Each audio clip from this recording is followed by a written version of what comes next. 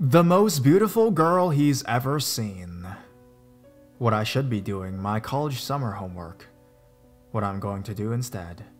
Tell you about my old friend, Nate from Scotland. Anyone who's ever been on the internet knows that internet creeps are a dime a dozen. However, I felt like this particular internet creep deserved a post in Let's Not Meet for the bizarre story he wove to try and gain my trust, along with a slew of other things. When I was 14 years old, I met a girl online named Kelly. While we originally bonded over our mutual love for K-pop boy bands, we soon became friends who shared everything with each other, and I mean everything. We sent each other PMs almost every day, talking about our family, school, funny videos we found online, all that jazz.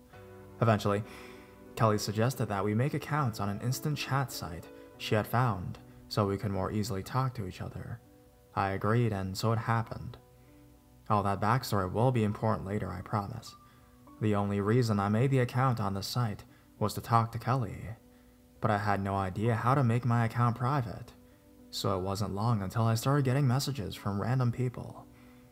I'm not sure how other instant messaging sites work, but on this one, whenever someone messaged you, it would open a new tab in your chat box. So I was talking to Kelly and meanwhile trying to deal with all this sudden attention.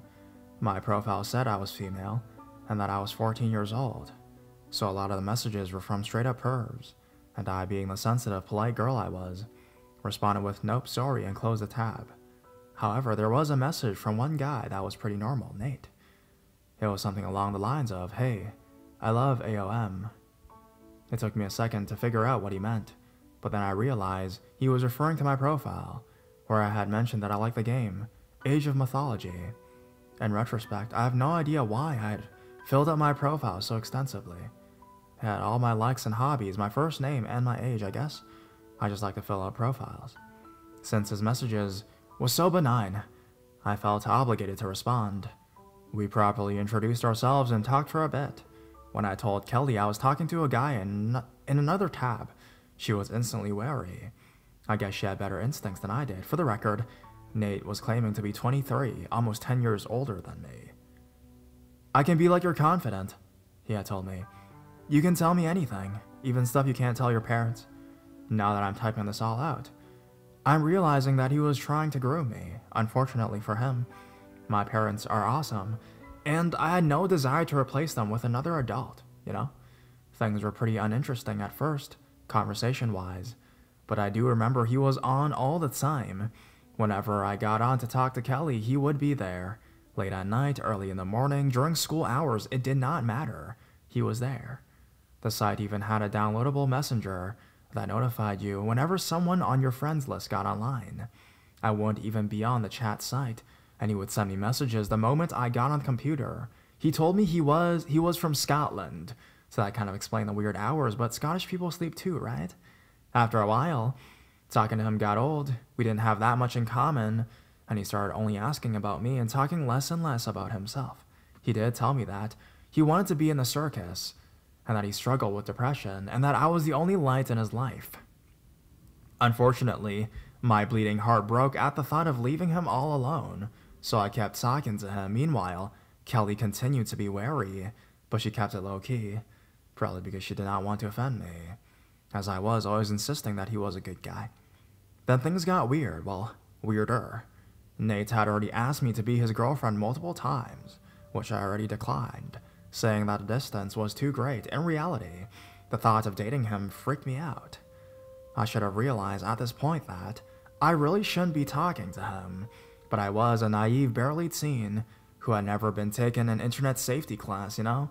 Once it became clear that I wasn't going to date him, he started telling me about his family. He told me he lived in a commune of sorts, with adoptive parents and a whole bunch of adoptive siblings.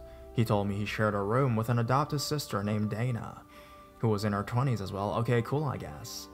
Then, Dana started messaging me on his account. "You heartless bitch," was what she sent me.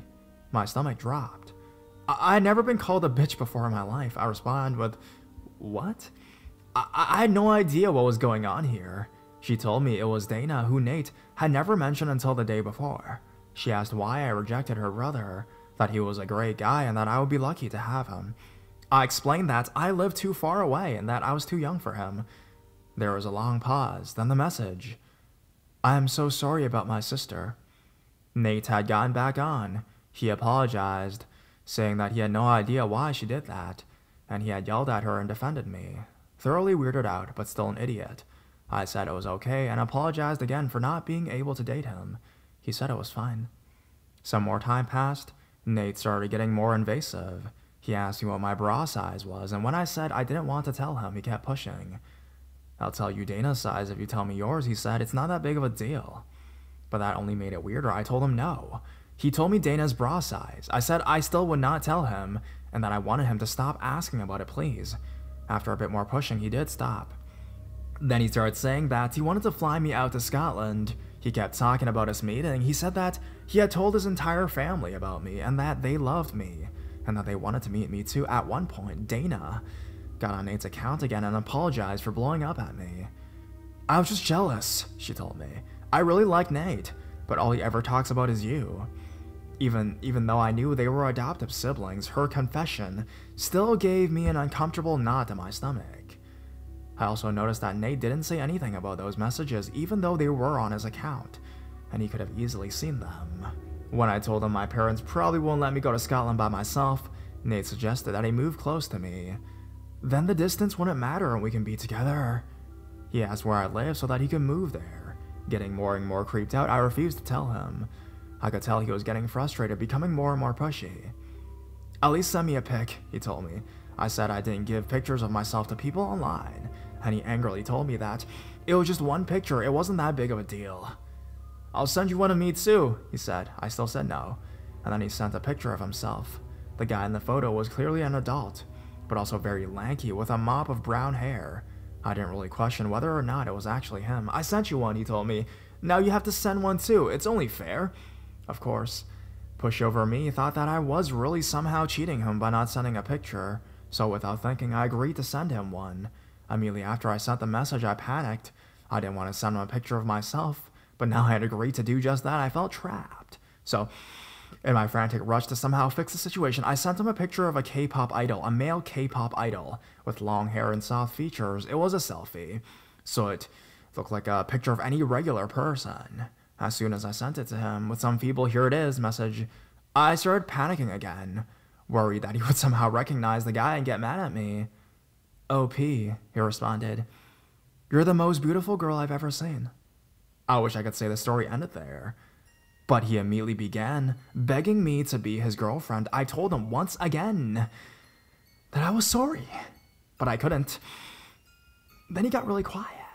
Then he started sending a bunch of ... dots, which basically gives you no choice but to ask what's wrong. He said he wasn't sure if life was worth living anymore, if he couldn't get a girl as beautiful as me to date him. He said that maybe he just end it all and stop being a bother to everyone. At this point, I'm freaking out, still ignorant as ever. I had no idea that this was a classic form of manipulation, and I genuinely thought someone was about to kill himself because I'd sent him a picture of a pretty boy. I sent him a really long, impassioned speech about how great life is and that he shouldn't give up, and that even though we couldn't date, I was glad to have met him. I'm not sure if it actually moved him or not, but he said that I had changed his view on the world and dropped the subject. After that debacle, Nate changed his tactics. He started claiming he had feelings for Dana. Dana got on once more and asked me if I was sure I didn't want to date her brother, and when I said that yes, I was very sure, she said, so you don't care if I go after him? And I said I definitely didn't. Our contact started dying after that. Needless to say, I was relieved. Even though Nate made me incredibly uncomfortable, I felt attached to him, simply because we had been talking for so long. I didn't have the heart to tell him myself that I didn't want to talk to him anymore. But then after several weeks of not talking, Nate sent me a message. Dana's pregnant. Wow, okay. We continue not to talk much, but he would occasionally send me updates about the baby. Then after not talking for months, he randomly started messaging me again.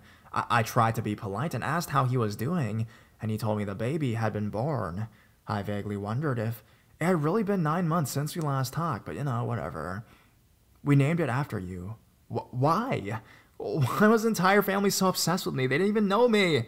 Soon after, He told me that his younger brother, who was my age, wanted to talk to me. It seemed like a last-ditch effort to rope me back in, which by this point I saw straight through. His younger brother flirted with me a bit, and when I didn't take the bait, Nate got back on his account and apologized for his brother. And it so happens Kelly was also on at the time again. The only reason I used the site at all was actually to talk to her. In a separate tab, I told her that he was actually making me extremely uncomfortable, and I wasn't sure what to do about it. She told me to block him because she's a rational person with a backbone, but I was scared he'd get mad if I did. At this point, Dana had gotten on the other chat tab and was telling me more about her baby daughter, explaining why they chose my name. Kelly was quiet for a while, then came back with, "Okay, I took care of it." Dana had fallen silent. I asked Kelly what she had done.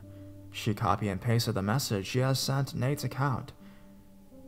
I can't remember it in great detail, but it went along the lines of, "Look, you're making my friend seriously uncomfortable. You're crossing all the lines and you need to back off."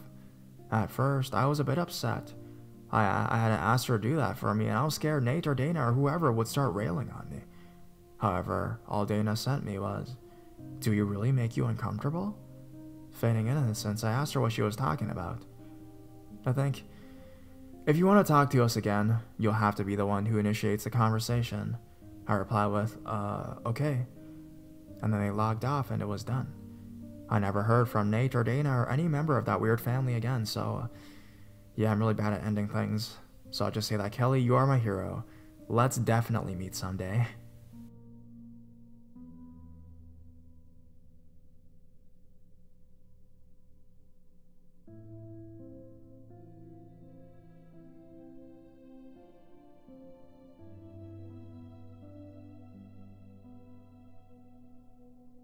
Weird high school experience. Should I feel like a total a-hole, or is this actually very creepy?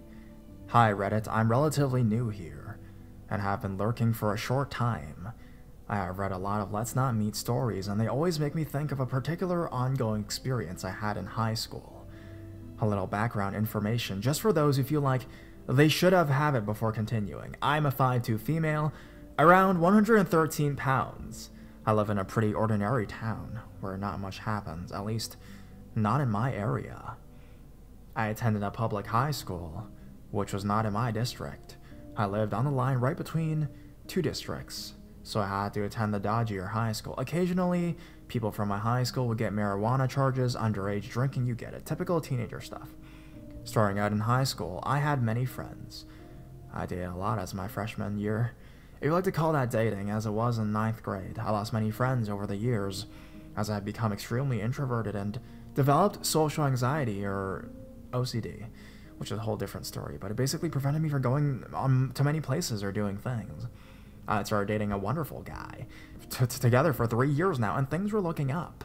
We spent all of our time together, and I was very, very happy. Now, the story really begins. My 11th grade year, I took choir, as I needed an art credit. The class was mostly freshmen who didn't know how badly the class sucked. I didn't really know anyone in there except for one boy who was my age. Obviously, I can't use his real name, so I will refer to him as Cody from here on out. Cody is mentally challenged somehow. He is in regular classes and does not need a helper or anyone to assist him. He is capable of keeping a conversation and is quite observant. He is mostly normal, actually. I'm assuming he has fetal alcohol syndrome or maybe Asperger's.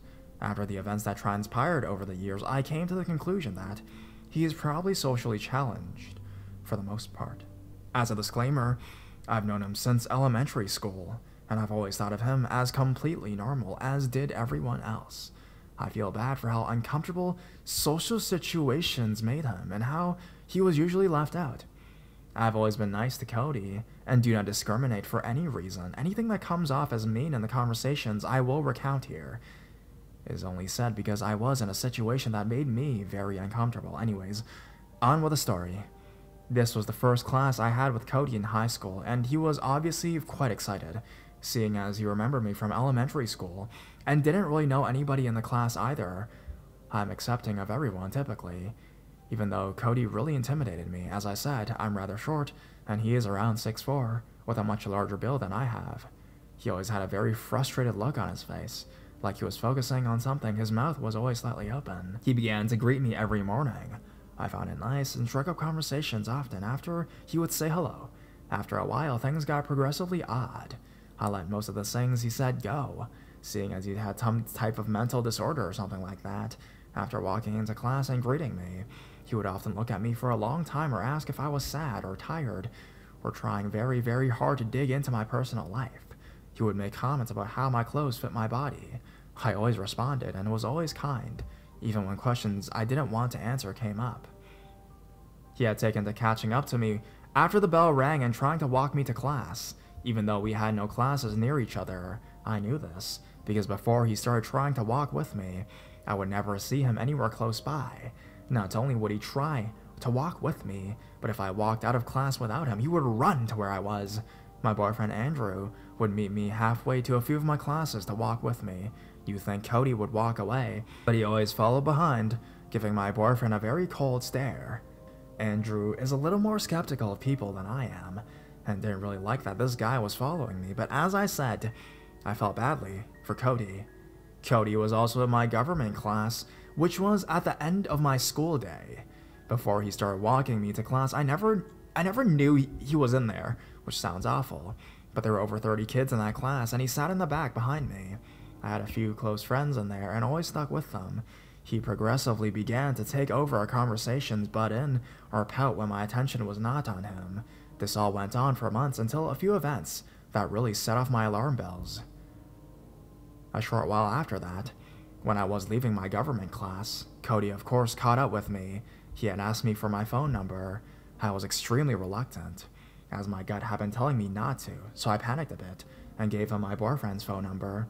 I didn't do it to be mean or play a prank. I am constantly with Andrew, and thought that if Cody called, I could answer and speak to him like normal. I just wasn't comfortable giving my phone number out, and I'm still not. I remember wondering why Cody had not pulled out a cell phone or wrote the number down anywhere. The next day, Andrew tells me that Cody had called him 7 times on the same night from a house phone.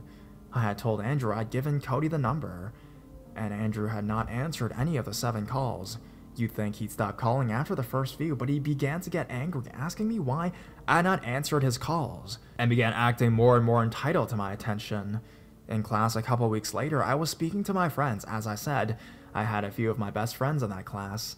I was having a casual conversation with a friend Alex, when Alex grabbed my cell phone out of my hand. I knew he was only messing with me and just laughed and sat, waiting for him to give it back, as he got out of his seat. Out of complete nowhere, Cody gets up and jumps on Alex's back, screaming, "Phone thief!" and hitting him. He did not get off Alex's back until Alex handed me my phone, and the look in his eyes was one of true terror, as he had never spoken to Cody. My group of friends were all pretty terrified. After that day, I was very careful to avoid Cody, but not in any way that would offend him. I kept conversations pretty short, and made sure to be silent a lot of the time, and not instigate him to feel any closer to me. He seemed very angered by this. One day, in government class, I was speaking with friends, and one was actually sitting behind me. As I turned to speak to my friend, I noticed Cody laughing through his teeth, hands curled into fists, staring at the desk in front of him, all the while not blinking. Nobody had been speaking to him. I slowly turned around, trying to pay attention to something else. The class was not a very productive one, and my teacher was awful, so there was no lesson, no lecture. I had to sit and act like he was not laughing right behind me. The bell rang about 30 minutes later, and we all stood up at once. Alex nudged me and pointed at Cody. At first, I didn't know what he had been pointing at, but after a few seconds, my jaw dropped. He had an erection. We could all clearly see it, and a few of my other friends pointed out that he often looked only at me staring. He was pacing, still smiling. After that incident, I felt extremely uncomfortable whenever I was around him. I'm not stuck up my own ass or anything, and do not assume I was the cause of the erection, but all my friends insisted that it was because of me, as I was the only person he ever really spoke or paid any attention to. Up until then, I'd been very nice and let every weird comment go. I let the constant compliments on my appearance go. I let the phone calls go. I let the weird questions on my boyfriend go. But now I felt truly violated. I tried to keep the incident to myself, but it came up in front of my father one day, and he called the school, chewing the principal out. In true, large, angry father fashion, he was furious that Cody was under almost zero supervision, and demanded that he be kept away from me, or at least not allowed to speak to me. I guess the school talked to Cody after that, because although I would get stares from across the hall in hesitant waves, he stopped walking me to class and didn't really speak to me. My junior year flew by, I got my license, went to prom, and had a good rest of the year. My 12th grade year, he began to speak to me again, and I came to realize I was not the only person he did this to. He often asked me about my friends, and asked if they had boyfriends, told me about how he wanted to take them on dates, and even asked me for their phone numbers. I'd mostly ignored him. At this point, I became somewhat of a hermit or super bitch, and basically just ignored everybody but a few people. He still talked to me a lot when he saw me, and felt the need to fill me in on things he knew I didn't want to know about. One morning, he asked me what happened to a girl who used to be in our class. She'd gotten pregnant, and after I told him that she was pregnant and would be doing classes online, he asked how babies are made. I was with a friend, and when neither of us answered, he said, "You should wait until marriage for that." So he knew how babies are made. He just wanted someone to describe sex. A lot of incidents happened when he would get caught on the photography class computers looking up cartoon porn. To this day, I watch how I dress, who I speak to, and how loudly I speak. A part of me blames myself for attracting attention. Needless to say, I became progressively more conservative and private.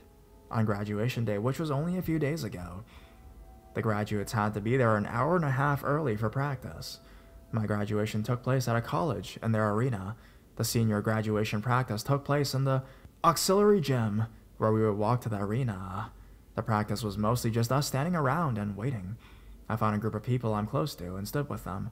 My best friend hadn't showed up yet, and I waited patiently for her. Cody walks up to me, same frustrated look in his eye, and asked if I had seen her. When I said no, he proceeded to tell me exactly why he was looking for her. He wanted to ask her to be his girlfriend. I told him that she was talking to somebody, which was very true, and he ignored me. I stood near the gym entrance, intending to wait for her and warn her ahead of time.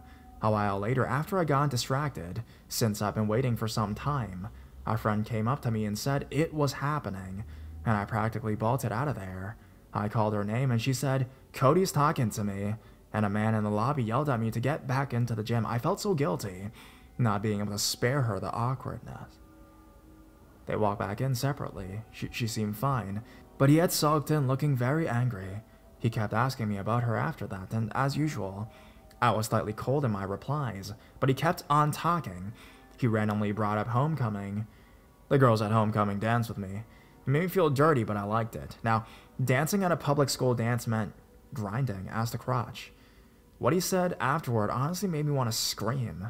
After getting no response to this, he said, "But I saw you doing it," and then proceeded to stare right into my eyes. I cannot explain the tone in which he said this, but it let me know he had been watching me grind on my boyfriend. He looked down at me for a bit longer, and after that, pulled out a notepad out of his pocket, instructing me to write my number down, since he needed to know how things were going with my best friend, the same one he'd asked out in the Air Force. I gave him my boyfriend's number again. I figured he might actually want to know how she's doing, and after that comment, I was sure as hell wasn't giving him my phone number.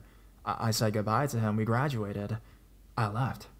That night, Andrew and I had been sitting on the back porch at my family's house. He had gone to my graduation and was staying the night. Around 11:30, he noticed he'd missed 2 calls since his phone was on silent. As he called the number back, I felt that gut-wrenching feeling in my stomach again. He told Cody that he had the wrong number, and after Cody insisted over and over that I was there and that he needed to speak with me, they got off the phone. Why? If Cody needed to see how my friend was doing in the Air Force, why would he call 3 or 4 months before she enlists? He knew very well that she would not be enlisting that day. A few hours ago, Andrew called and told me that Cody had called again, even though he knew it wasn't my number, insisting Andrew change his phone number so that he could speak with me. Like he thought my boyfriend had taken my phone number or was trying to prevent us from talking? I'll never understand how or why, after being told to leave me alone by the principal, my boyfriend, and eventually me, he didn't get it. Or maybe he just didn't care.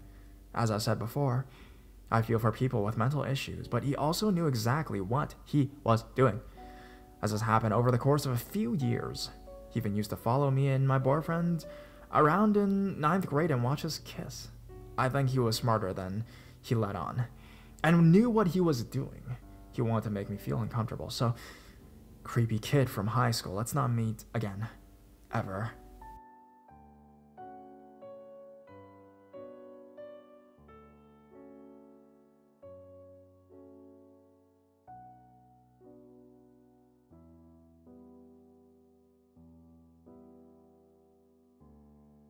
Serial tent masturbator. I've been posting a lot on the subreddit lately, but unfortunately, I have a lot of creepy encounters. Here's yet another one. A year ago, I went camping with my best friend in the summer. We were 14 and 15 years old, both very petite females. Her parents and little sister were in a trailer 2 campsites away, while we were in a large and seldom used campsite near the water in the forest.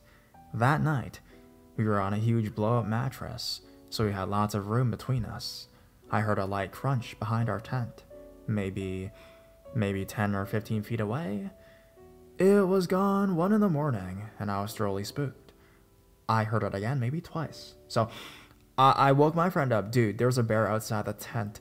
I shoved her so she woke up. She sat up and stared at me. How do you know? Did you see it? She asked. I pointed to my ears. We were both on the verge of noping out, because we stupidly had food in the tent. And every Canadian child has been drilled with, do not ever, ever, ever, ever have food in the tent. You will be disemboweled by bears at an early age. Anyway, so we're listening and we can hear soft crunching noises. You'd think a bear would be loud due to the fact that they're fat fucks. But according to the bear safety pamphlets that get shoved down our throats every year, they're actually quite stealthy, like fur ninjas. Melissa was a little spooked at this point, as the crunches were getting closer with the occasional twig snap. We huddled together very, very quietly, and then things took a turn for the worse. And Melissa nudged me. That's not a bear, she whispered. I listened to the footsteps, and sure enough, instead of sounding like the thump thump thump noise of a bear, it was the crunch crunch of a human, with no snorting or sniffing to accompany it. We were both shaking, because if you've ever seen a horror movie, you just know that footsteps outside a tent on a dark night equals epic murder-rape disaster. The steps were not of someone who was lost, but someone who was trying to be very quiet. We huddled together, closing our eyes very tight, and pressing our hands up close to one another as the footsteps got towards the front of our tent. The zip, of course, went up, and I nearly threw up my dinner. I kept my eyes shut and breathing deep, not even knowing what else I should do. I heard breathing coming from the entrance of the tent, and then someone grunted slightly. The zip went down, and the footsteps went away. Melissa instantly started crying her eyes out, and we stayed up the rest of the night, too scared to leave the tent until morning, when her stepmom came to wake us up. We told her what had happened, but she brushed us off because she hadn't heard anything peculiar that night, and she was up most of the night. The next night, we reluctantly got into bed and sat very close together, holding a flashlight and keeping it on so anyone lurking would be thinking that we were still awake. Eventually, we felt safe and thought nobody would be creeping on us anymore. We laughed off the situation, guessing that some poor soul had confused our tent with his. We packed the light away and went to sleep. I woke up again, hearing light footfalls. I stayed completely rigid, staring at the mesh window part of the tent that we'd forgotten to pin the flap over. There was definitely a shape there, I kid you not. I stayed very still. There was enough light in the moon to see that there was someone there, but not enough to make out who. I listened hard and heard the weirdest noise ever. He was breathing heavily, and there was a fleshy sound coming from somewhere. After several agonizing minutes, he grunted, and I thought he threw something on the tent. He left then, and I woke Melissa up. I relayed to her the last 10-15 minutes. The next morning, we went out to where he'd been standing and saw white stuff on the tent. I was not sexually experienced at all, but Melissa flipped out, screaming, "There's jizz on our tent, Dad! There's jizz on our tent!" Her dad got really mad and went to the owner of the campground, who'd apparently received similar reports of a tent masturbator on the loose. They never caught the guy. I'm traumatized and never going camping again.